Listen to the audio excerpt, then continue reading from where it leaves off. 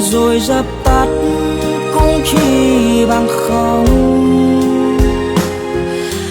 Bây giờ nên học cách im lặng để ra đi khi tim đã tổn thương.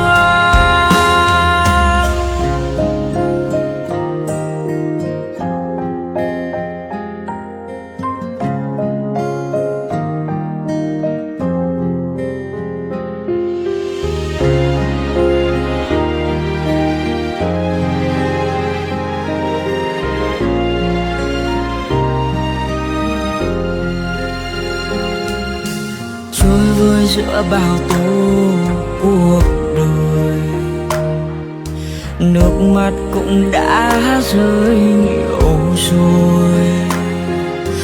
Cô đơn trong cuộc vui đông người, cô mỉm cười nhưng trong lòng chẳng được vui.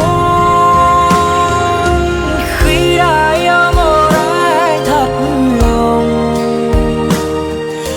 đâu nói quên là quên phải không? Khi người ta đã hết yêu rồi thì níu kéo cũng chỉ vậy thôi. Nên đừng bao giờ gieo hy vọng rồi dập tắt cũng chỉ bằng không. Bây giờ nên học cách im lặng để ra đi khi tim đã tổn thương. Khi đã yêu một ai thật lòng, đâu nói quên là quên phải không? Khi người ta đã hết yêu rồi thì níu kéo cũng chỉ vậy thôi.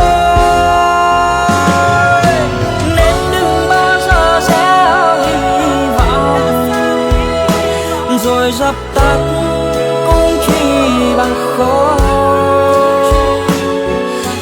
Bây giờ nên học cách im lặng để ra đi khi tim đã tổn thương. Để ra